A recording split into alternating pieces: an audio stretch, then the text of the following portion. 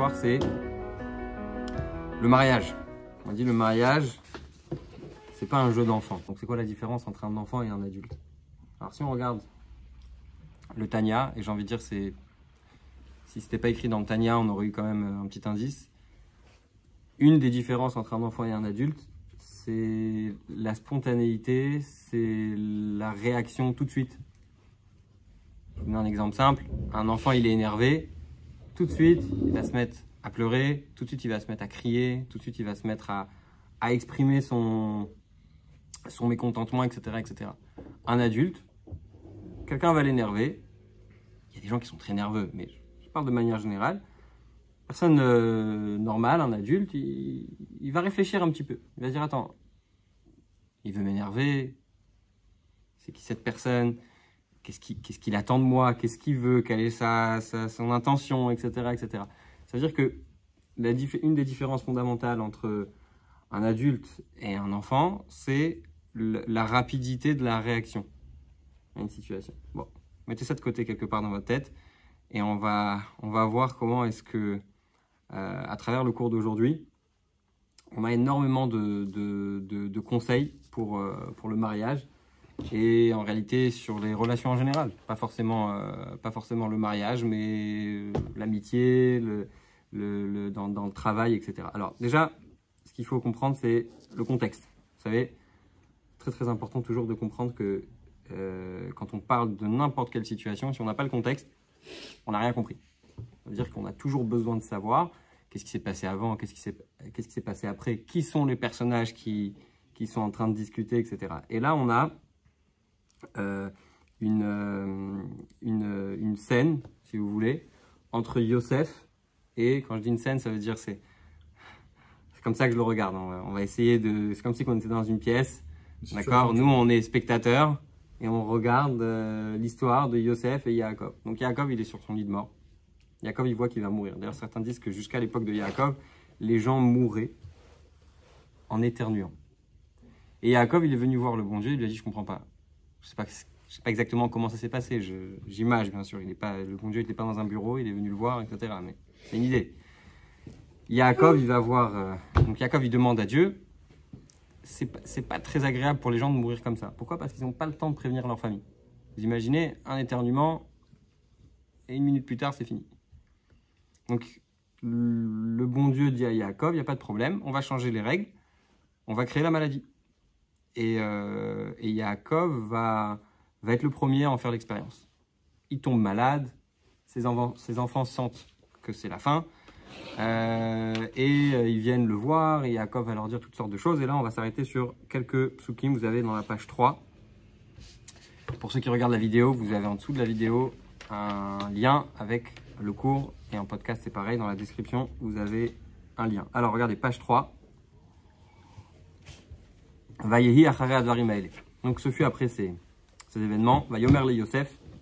On a dit à Yosef, Ine avicha chole, ton père est malade. Donc qu'est-ce que fait Yosef? Il amène ses enfants voir son père sur son lit de mort. Vaïka chachne vanavimo, il prend ses 2 enfants avec lui. Et Ménaché, et Ephraim, donc ces 2 enfants qui sont Ménaché et Ephraim. Alors là, il y a quelque chose d'un peu étonnant qui arrive. Yaakov, il voit les enfants de Yosef, va Yomer Miele. Il dit qui sont ces enfants. Maintenant, je vous pose une question. Yaakov, il est resté un certain nombre d'années en Égypte. Il n'est pas arrivé hier. Il connaît pas ses petits-enfants? Les petits-enfants, pas de n'importe quel... C'est pas n'importe lesquels. C'est ceux de Yosef. C'est celui qui lui donne à manger, celui qui donne à boire, celui qui lui a donné une terre, celui qui l'a sauvé de la mort, puisque à ce moment-là, il y avait une famine dans le monde entier. D'accord? Et il demande c'est qui? Bon, voilà. Je ne sais pas s'il y avait encore, mais en tout cas, vu la suite des psukim, Yaakov, il avait une bonne mémoire, il avait toute sa tête. Parce qu'il est resté 17 ans. Voilà. Alors, Vayomer Yosef el Aviv, Yosef il dit à son père, Banayhem, sont mes enfants. Achanatani Elohim basé, que Dieu m'a donné, Vayomar, Kachemna Elai Vavarechem. Et il leur dit, donc Yaakov il dit à Yosef, amène-les-moi, je vais les bénir. Ah, donc, après que Yosef lui dit, voilà, c'est mes enfants, il se rappelle et il dit, ramène-les-moi, pas de souci. Ok, regardez Rashi. Vayar Israël et Beni Yosef. Alors, juste comme ça, si vous deviez interpréter cette situation, qu'est-ce que vous direz? Vous direz, bon, il est un peu vieux, il est sur son lit de mort, peut-être qu'il ne voit pas très bien, il n'est peut-être pas reconnu, peut-être qu'il s'est dit que il est venu avec des gardes. Bon, il n'y a pas forcément quelque chose derrière. Il n'a pas reconnu ses petits-enfants. Il demande combien de fois ça arrive, on va chez notre grand-père et il ne reconnaît pas les enfants. Bon. Rachi va prendre un chemin complètement différent. Rachi va rentrer dans toute une histoire et dans toute une interprétation que vous allez voir tout de suite. Rachi. Vayar Israël et Beni Yosef, Bikesh levarcham, venistalka shchina mimenu. Yaakov voulait bénir Ephraim et Ménaché, et d'un coup, l'inspiration divine, l'esprit divin, ce qu'on appelle le Ruach HaKodesh, la présence divine, l'esprit saint, est parti de Yaakov. Et là, Yaakov, il se pose une question. Il se dit, qu'est-ce qui se passe là? J'ai toujours l'esprit divin, et là, tac, ça s'envole. Et ce qu'il ne savait pas, Yaakov, et ça c'est très important parce qu'on va le voir dans la suite aussi, c'est que en fait, il y avait dans la descendance de Ménaché et Ephraim, des mécréants. Il y avait un monsieur qui s'appelait Yerovam, d'accord, qui est celui qui a été à la base de la séparation des deux parties d'Israël. Vous vous souvenez, il y avait une époque où il y avait Yehuda, le royaume de Judée, le royaume d'Israël, d'accord. Et il va y avoir un autre roi qui s'appelle Achav, qui est un roi idolâtre, un roi aussi d'Israël, et qui descend de Ephraim, qui va faire énormément de mal à son époque. Et donc, le bon Dieu, quand il voit que Yaakov va bénir Ephraim, il dit stop. Yaakov, il ne sait pas. Yaakov, il ne sait pas que c'est pour ça. Mais Rachid le dit. Les fiches Atid Yerovam, Vachav, Latzat Mephraim, Veyehu, Banav, Imnaché. Ok. Vayomer Miele. Donc, regardez. Et toujours dans Rashi, Mechan Yatsu Elu Shenanru Nivracha. Yaakov il dit à Yosef, qu'est-ce qui se passe? En réalité, c'est pas qui ils sont. Rashi dit, Yaakov il demande à Yosef, pourquoi est-ce que ça marche pas? Pourquoi est-ce qu'il y a un bug? Pourquoi est-ce que je veux les bénir et ça marche pas? D'accord? Et qu'est-ce qu'il lui dit Yosef? Il lui montre, preuve.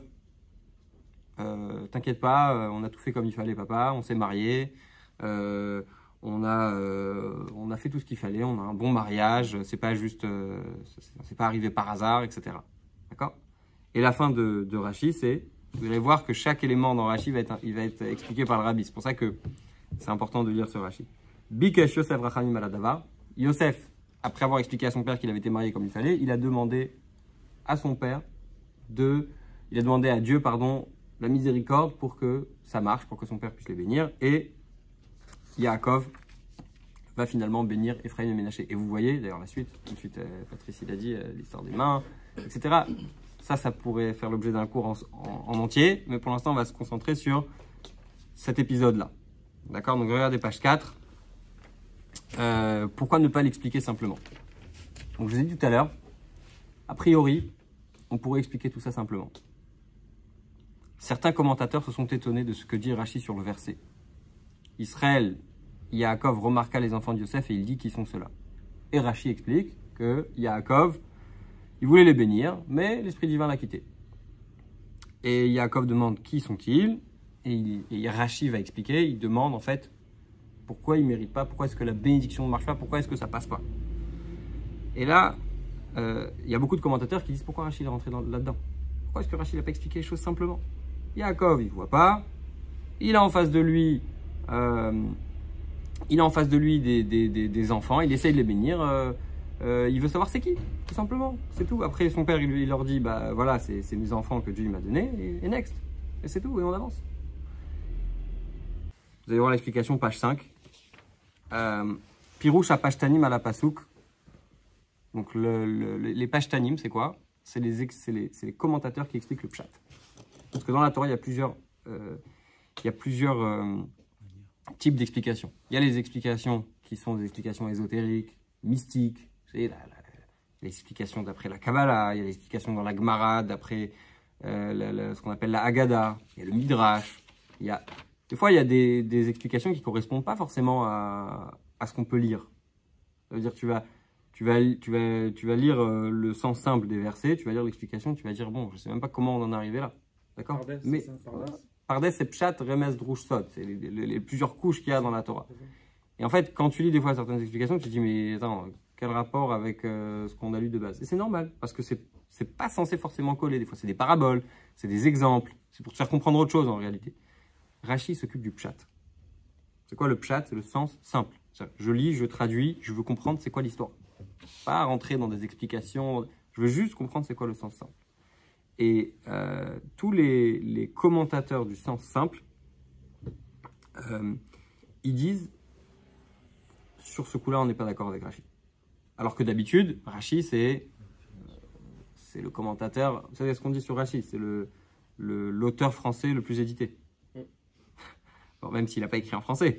Mais dans le monde entier, à chaque fois qu'on imprime un chumash depuis des décennies, depuis des centaines d'années, on imprime avec Rashi. D'accord? Parce que c'est le classique, quoi. Bon. Alors regardez. Perouche à Pashtanim, page 5, à la Pasuk, Vayar Israël et Bene Yosef à Yomer Miele. Donc Yosef, Israël voit les enfants de Yosef et il dit, qui sont-ils? Ra'a Shehem Bene Adam Avallo Ikiram. Ils disent les commentateurs du sens simple, il a vu que c'était des hommes, mais il ne savait pas c'était qui. Yesh Roe Dmut Adam, Ved Makir Dmut Panam. Des fois on voit quelqu'un et on lui dit, souvent ça nous arrive, on voit des amis, ils sont en costume, bien habillés, ils ont l'habitude d'être toujours en jogging, j'en sais rien, et on dit, ah, je t'ai pas reconnu. Pourquoi? Parce qu'il est habillé différemment, parce que la situation elle est différente, etc. Ouais. Eno mistaber b'shtoshal mikra, mais ça rentre pas dans le sens simple des mots. Pourquoi? Sheken gam imlo ikir dmut peniem, même si Yaakov ne connaissait pas le visage de ses petits-enfants, bevadai yada vevin meatzmo, il est certain qu'il a compris de lui-même, chez Aomdim lefanav embanav shel Yosef, que ceux qui se tiennent devant lui sont les enfants de Yosef. Pourquoi? Alors, dans le prochain paragraphe, on va voir une chose, c'est que le rabbi parle d'un enfant de 5 ans. Il faut savoir que Rashi, quand il a écrit son commentaire, dans les premiers commentaires qu'il a écrits sur la Torah, il a donné les règles de comment allait marcher son commentaire, à qui il s'adresse, de quelle méthode il va utiliser, etc. Et une des choses très importantes qu'il dit, c'est « Moi, mon but, c'est d'expliquer la Torah à un enfant de 5 ans. » Alors, certes, l'enfant de 5 ans dont parle Rashi, il est apparemment très cultivé, il connaît énormément de choses. C'est sûrement pas un enfant de 5 ans d'aujourd'hui. Mais toujours est-il que le rabbi utilise souvent cet argument en disant si Rashi s'adresse à un enfant de 5 ans, l'enfant de 5 ans, il a appris ça et ça et ça jusqu'à maintenant. Il est censé savoir ça, etc. Et donc, automatiquement, on doit en déduire que, etc. Et là, on va le voir, c'est un des exemples. Donc, regardez. Oube page tout. Non, simplement. Aben Chamesh le Mikra, la Mat Kvar, Odot Birkato Shel Yitzhak. L'enfant de 5 ans, il a déjà entendu parler de la bénédiction de Yitzhak. Les Yaakov, il a déjà entendu parler de cette idée que quand un papa il part de ce monde, il bénit ses enfants. D'accord? On l'a vu dans la paracha où Yitzhak bénit ses enfants. C'est écrit Kizaken Yitzhak. Yitzhak, il est vieux, il ne sait pas quand est-ce qu'il va mourir, puisqu'on dit qu'il est arrivé à 5 ans, à l'âge où son père est parti, et donc il a commencé à se dire tiens, c'est peut-être que je suis arrivé au moment où je dois mourir. Keteva Av, Kacher Omed Lipared Banav Leolamim. Vous savez, déjà quand on se sépare de ses enfants, ou quand on se sépare de ses parents, chacun en fonction de son âge, les parents ils nous bénissent. Une bonne santé, que tu réussisses dans tout ce que tu fais, etc. Imaginez-vous le jour où Dieu préserve, on doit se séparer de ses parents pour toujours. C'est encore plus, c'est un moment où les parents ils ont envie d'exprimer à leurs enfants et qu'ils disent des choses. Combien de gens je connais qui me racontent sur mon lit de mort, mon père il m'a dit de faire telle et telle sur son lit de mort, mon père il m'a dit de faire telle et telle chose. Et c'est des choses qui leur tiennent à cœur tout au long de leur vie. Parce que c'est un moment spécial. Donc l'enfant de 5 ans, il a compris ça. Et donc, au Mikevan Shekan, ici c'est ainsi. Kacher Yosef Bal et Yaakov. Quand Yosef vient voir Yaakov, je vais sauter la parenthèse. Beliviat Ochnaim. Et il est accompagné de 2 personnes. Même si tu veux me dire que Yaakov, il ne connaissait pas ses enfants. Mais qu'est-ce qu'il pense, Yaakov? Il voit qu'il est en train de mourir. Il sait qu'il a appelé son fils Yosef. Avec qui il va venir, Yosef? Avec des ministres. Il va venir avec ses enfants. Il veut se faire bénir. D'accord? Ayalolavin Shem de Yosef. Il devait comprendre que c'était les enfants de Yosef, chez Itlavu à la Viem, les Kabel Birkato, qui ont accompagné son père pour recevoir sa bénédiction. Veinken, makom lishelat miele. Pourquoi? Donc, ce qui est certain, qu'est-ce qu'on a dit ici? Yaakov, il voit arriver son fils avec ses deux enfants. Il est sur son lit de mort. Il veut bénir son fils. Il s'est dit, c'est certain, il a amené ses enfants. Il n'est pas bête, Yaakov. Et en plus, il va dire des choses très intelligentes par la suite. Il va faire des prophéties. Il va dire tout ce qui va se passer avec tous ses enfants, etc.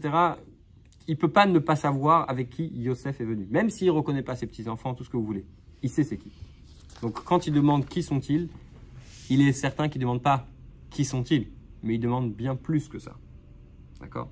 Et c'est pour ça que Rashi, dans son commentaire, c'est pour ça que Rashi, quand il pose la question, c'est pas une question qui est au sens simple. En plus, autre chose, et je vais faire un petit peu à l'oral. Yaakov connaît et est conscient des qualités de ses petits-enfants. Parce que vous savez que Ménaché et Ephraïm, c'est pas n'importe quel petits-enfants. Ce sont des enfants qui sont nés en Égypte, et malgré ça, ils aiment étudier la Torah, et malgré ça, ils sont bien éduqués. C'est une première dans l'histoire du judaïsme. Parce que Abraham, il a élevé son fils Yitzhak, Yitzhak, il a élevé Yaakov. Yaakov, il a élevé ses enfants. Yosef, c'est le premier qui va... il n'y avait pas les Lubavitch à l'époque, qui vont au bout du monde et qui vont éduquer une famille comme une famille juive, elle est censée grandir et garder quand même toutes les valeurs. C'est un chidouche énorme. Et Yaakov, il se pose la question une seconde. Je les connais, ces enfants. Ils sont venus étudier avec moi, puisqu'on sait qu'il y avait un d'entre eux, je crois que c'était Ephraïm. Oui, Ephraïm, Aya, Ragil, Ifnei, Yaakov et Talmud. Ephraïm, il venait étudier souvent chez Yaakov. Et je peux vous dire, si Ephraïm y venait, même si Ménaché n'était pas tellement présent, c'est certain que Ménaché aussi venait. Donc Yaakov, il sait que ces enfants-là sont intéressés par l'étude, qui sont présents, qui sont là, etc. D'accord? Donc il dit une seconde, il y a un problème ici, ça passe pas. Encore une fois, il ne sait pas que c'est à cause de la descendance d'Ephraïm. Il ne sait pas. Et d'ailleurs, c'est très important de comprendre, on va le voir tout à l'heure. Quand un tzaddik, il voit quelque chose, et il y a plein d'histoires sur ça. Il y a une histoire avec le Maguide de Mezrich, qu'il y avait un de ses élèves qui est venu le voir et qui lui a dit « Je peux rentrer à la maison ?» Il lui a dit va en bonne santé, rentre chez toi en bonne santé. Il a appelé un autre élève juste après, il lui a dit « Va l'attraper, empêche-le de partir. » L'élève qui est censé l'accompagner, il l'a attrapé, il lui dit « Faut pas que tu partes, faut pas que tu partes. » Et il ne savait pas, finalement, il a dû lui dire. Et il lui dit « Mais je viens de demander au Maguide, il m'a dit de partir. » Alors il est reparti voir le Maguide, il a dit « Je peux partir ?» Il a dit « Pars en bonne santé. » Bon, il est parti, et malheureusement, il est parti pour de bon, il est décédé. C'est quoi l'idée? C'est que le Maguide, il ne savait pas forcément qu'il allait mourir, ou il ne savait pas forcément ce qui allait se passer. Il savait qu'il ne faut pas qu'il parte. D'accord? Il y a une histoire pareille avec le Rabbi Rachab par rapport à un chassid qui devait aller sur le Titanic. Et il a dit à une personne de ne pas aller sur ce bateau. Et après, le Titanic, il a coulé. Alors le chassid, il va voir le Rabbi Rachab, il lui a dit « Mais pourquoi vous ne m'avez pas dit que le Titanic, il allait couler ?» Il a dit « Je ne savais pas. Moi, je savais que tu ne devais pas aller. » D'accord? Il y a une histoire avec Ariel Sharon. Quand Ariel Sharon il est venu voir le rabbi lui a dit ne prends pas l'avion ce soir. Il a dit prends pas l'avion. Il a écouté le rabbi, l'avion il a été détourné par des terroristes. Et après il a demandé au rabbi, je ne sais plus qui, est-ce que c'est Ariel Sharon lui-même, est-ce que quelqu'un d'autre qui a dit au rabbi mais pourquoi vous ne nous avez pas dit que l'avion allait être détourné? L'OLP ils avaient amené l'avion en Algérie. Et il a dit parce que je savais pas. C'est-à-dire que quand un tzaddik il voit des choses, il voit pas tout. Il voit un détail. Il a une idée. D'accord? Il sait qu'il faut faire ça. Il n'a pas forcément tous les détails de l'idée. Et donc, Yaakov, quand il voit que ça passe pas, il se dit, il y a un problème. Quel est le problème? Je ne sais pas. Il faut aller vérifier. Donc, qu'est-ce qu'il fait? Première chose, il demande à Yosef, est-ce que le mariage a bien été fait? Est-ce que ces enfants, vous savez que quand un enfant est conçu, toutes les bénédictions, tous les habits, l'âme de l'enfant, c'est pas nous qui la créons. L'âme de l'enfant, c'est Dieu qui lui donne. Mais tous les habits que l'enfant va avoir, la pensée, la parole, l'action, la façon de s'exprimer, etc. Tout ça, ça va se jouer au moment où l'enfant il est conçu. Donc Yaakov, il demande à Yosef, cet enfant, il est né d'un mariage. Cet enfant, il est né dans quelles conditions il est né cet enfant? Et ça, c'est un détail hyper important pour Yaakov. Et donc, encore une fois, Yaakov, il ne savait pas toute l'histoire de la descendance de Ephraïm. D'accord? À la fin, ce qui se passe, c'est que, étant donné que la présence divine, elle est partie, Yosef, il a expliqué à son père qu'il a eu ses enfants comme il fallait, mais il faut que la présence divine, elle revienne. Donc, Yosef va prier pour que la présence divine revienne. D'accord? Ok, partie 2. Là, on a répondu plus ou moins à toutes les questions. D'accord? On va voir maintenant ce qui nous intéresse. Regardez, page 8. À la pasouk va Yomer Yosef el Aviv. Sur le pasouk que Yosef dit à son père, Banaï hem asher natani Elokim bazé. Ce sont mes enfants que Dieu m'a donné. Rashi dit qu'il lui a montré une ketouba. Et il lui a montré aussi un shtar erusin. Maintenant, je vous pose une question. Vous savez quand est-ce que la ketouba a été créée? Vous savez d'ailleurs que c'est le premier document qui protège la femme. Et l'homme aussi, non? Ou l'évêque? Non, protège la femme. C'est le premier document qui est là pour le droit des femmes.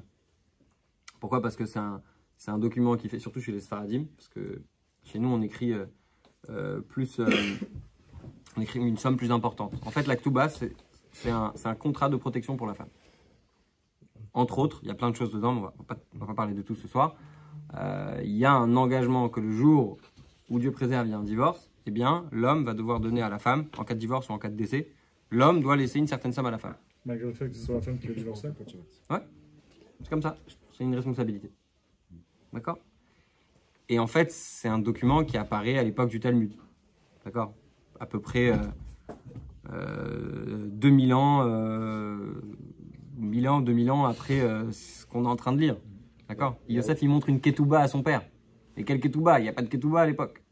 D'accord? Ça, c'est la question la plus forte. Et comment ils faisaient avant pour authentifier leur judaïsme? C'est ce qu'on va voir. C'est ce qu'on va voir. Et en fait, on va découvrir que c'est la clé de toute l'histoire. Cette histoire de ketouba, cette histoire d'engagement. Et pour rentrer un peu plus dans le vif du sujet, on a dans le judaïsme un mariage qui se fait en 2 étapes. Aujourd'hui, on fait tout en une étape. Mais on a Erusin et Nisouin. Il y a le fiançailles et il y a le mariage. C'est quoi la différence? Alors à l'époque, c'était très, très particulier. Parce qu'à l'époque, quand ils se mariaient, ils faisaient un fiançailles. Mais le fiançailles, c'est pas juste un fiançailles comme aujourd'hui, on entend, on fait une petite fête, etc. Non, il y avait un vrai engagement. C'est juste le D'accord? Le henné. Il faisait pas l'année? Non, pas le henné. Le henné, c'est une coutume tunisienne qui est venue des années après. Non, Erusin, c'est un fiançailles. Ça veut dire que il y a un réel engagement entre les mariés qui fait qu'ils sont mariés femmes. Ils sont mariés femmes, mais ils ne vivent pas encore ensemble. Donc, ils s'engageaient, chacun retournait chez papa-maman, et 12 mois, 1 an après, ils allaient habiter ensemble. D'accord? Aujourd'hui, vous verrez, dans un mariage, quand il y a une choupa, vous avez déjà vu une choupa, il y a d'abord la cérémonie où le khatan il dit à la kala Areat mekodeshetli, il lui met la bague, et ensuite il y a les brachot. D'accord? Tout ça on le fait sous une choupa. D'accord? Areat mekodeshetli, c'est les erusin. D'accord? C'est-à-dire qu'il y a un pacte qui est fait, donc le mari dit à la femme tu es acquise à moi, il acquiert sa main, d'accord? Elle accepte, d'ailleurs c'est pour ça qu'elle fait comme ça avec son doigt pour dire qu'elle est d'accord, même s'il y a déjà l'idée, même si sans faire ça en réalité, le fait même qu'elle ne dise rien, eh bien c'est une forme d'accord, parce que si une femme elle n'est pas d'accord, forcément on ne peut pas se marier avec elle. Et ils faisaient cette tour à l'époque? On ne peut pas savoir si c'est une coutume qui est venue peut-être après, je ne sais pas. En tout cas, à l'époque de Avraham, Yitzhak et Yaakov, c'est certain qu'il n'y avait pas de mariage. On va voir pourquoi. D'accord. C'est juste pour expliquer. Erusin et Nisouin. D'accord. On a première partie, c'est un mariage qui est dénué de tout intérêt. Et ça, c'est très très important. Pourquoi? Il n'y a pas encore de ketouba. Pourquoi est-ce que c'est capital? Parce que qu'est-ce qui fait qu'aujourd'hui il y a tellement de divorces, de problèmes, de gens qui ont du mal à trouver, etc. Vous vous souvenez, on a dit au début, le mariage, c'est pas un jeu d'enfant. Ça veut dire quoi, c'est pas un jeu d'enfant? On a dit un enfant, c'est quelqu'un qui fait les choses de manière spontanée. tout de suite. Dès qu'il a envie de dire quelque chose, de s'énerver, tout de suite, il va se mettre à crier. Tout le monde lui appartient. Exact, tout tourne autour de lui. Tout tourne autour de lui. D'accord. Il va être dans un magasin, il va vouloir un bonbon, il va hurler. D'accord. Un adulte, c'est quelqu'un qui réfléchit. Et en réalité, l'idée profonde dans ça, c'est de dire que un adulte, c'est quelqu'un qui se prépare à une situation. Un enfant, il ne se prépare pas. D'ailleurs, il ne faut pas qu'il se prépare. C'est aux parents de se préparer. D'accord. Des parents, ils ne peuvent pas venir et dire « Ah, mes enfants, ça ne va pas, etc. » machin. Oui, quand tu te lèves le matin, si tu n'as pas préparé tout ce qu'il fallait pour le lendemain, ne t'étonne pas que quand ils se lèvent le matin, ils vont dans tous les sens. Un enfant, il a besoin d'un cadre. Et ses parents, ils vont mettre ce cadre. Et pour faire ce cadre, les parents, ils doivent préparer. Un enfant, il ne sait pas préparer quelque chose. C'est aux parents de lui dire, par exemple, on va aller en vacances. Alors, tu vas lui expliquer, sache, dans une semaine, dans 2 semaines, tu prépares psychologiquement l'enfant. D'accord? Ça fait partie de l'éducation qu'on doit donner. L'enfant, il ne sait pas c'est quoi une préparation. Un adulte, il sait c'est quoi une préparation. C'est pour ça que pour se marier, il faut être un adulte. Il faut être mature. Ça veut dire quoi être mature? Ça veut dire ne pas vivre la vie au jour le jour. Chaque jour, on va voir ce que le bon Dieu va m'envoyer. Non. Bien sûr que le bon Dieu, il va nous envoyer, et on croit en Dieu, etc.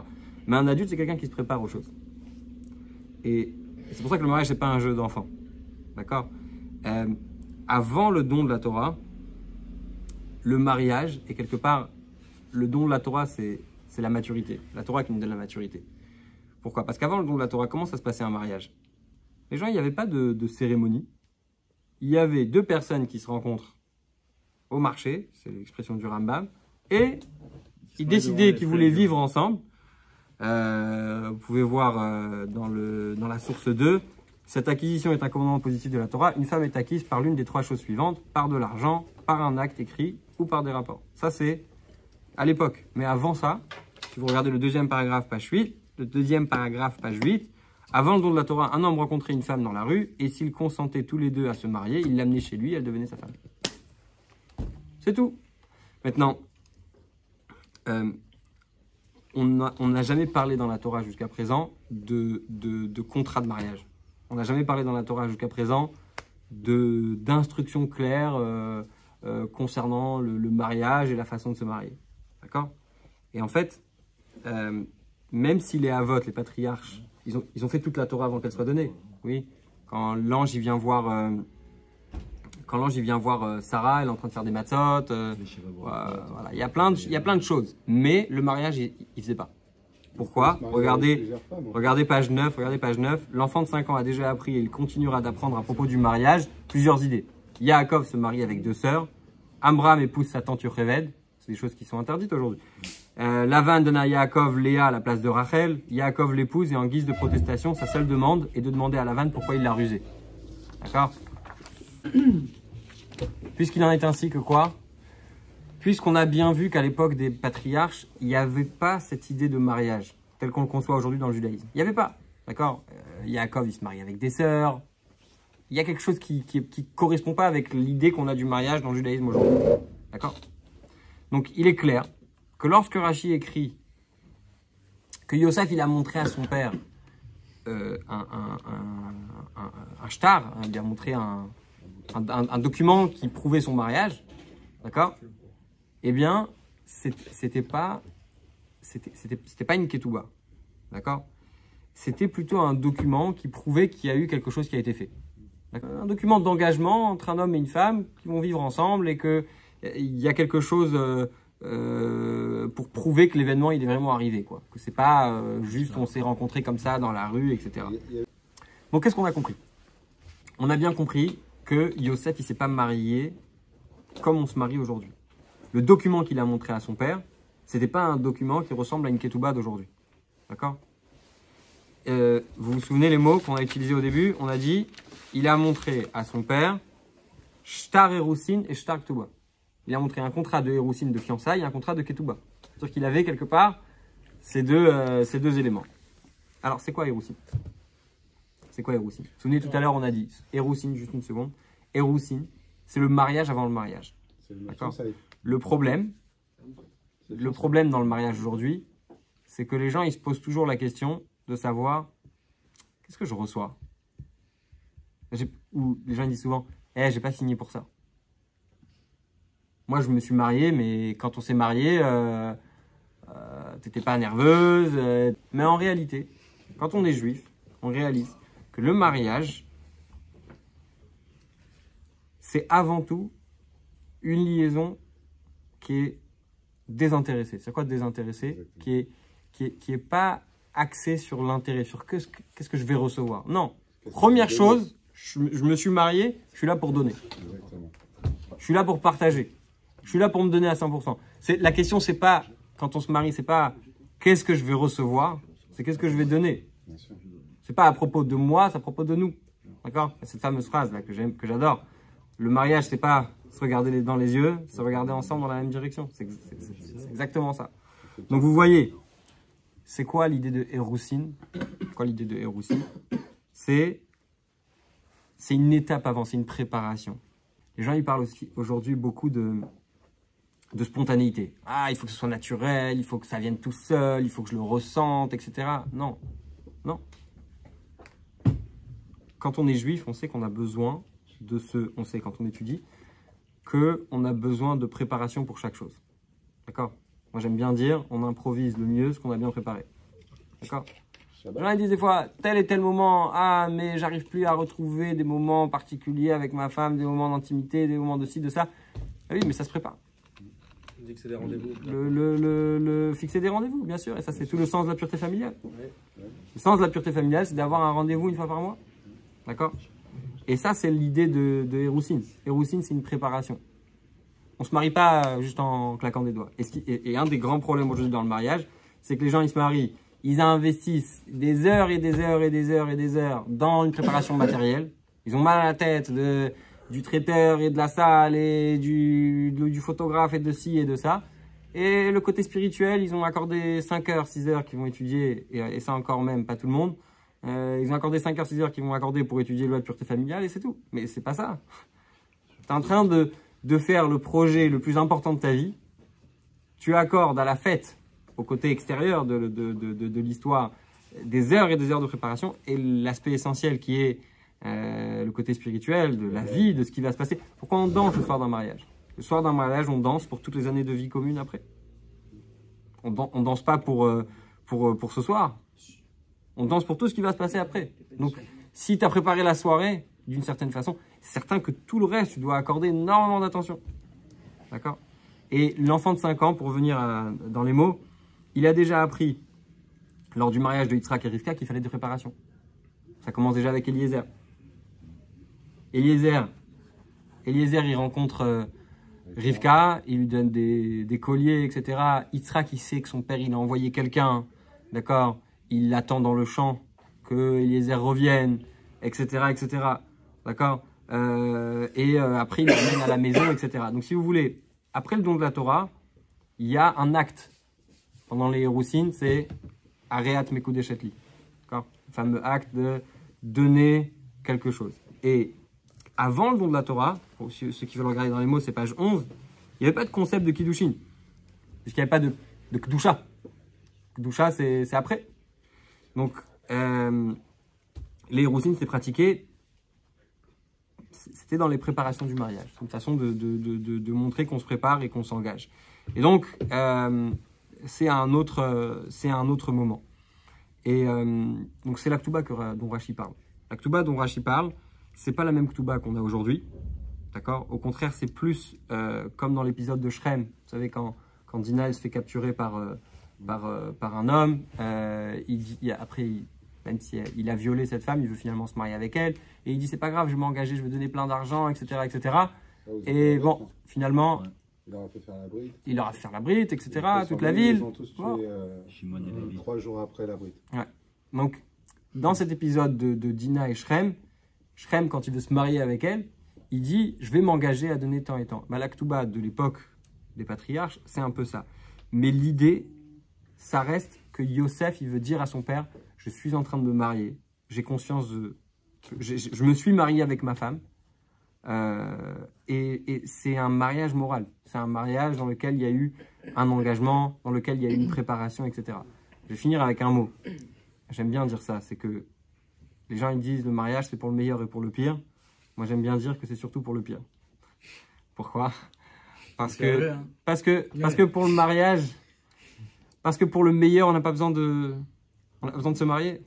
Le meilleur, tu l'as avant le mariage. C'est quoi le but d'une alliance? C'est quoi le but d'un engagement? C'est de fonder une famille. C'est que, non, c'est que De s'unir déjà. quand on n'est pas marié, quand ça va pas, merci, au revoir.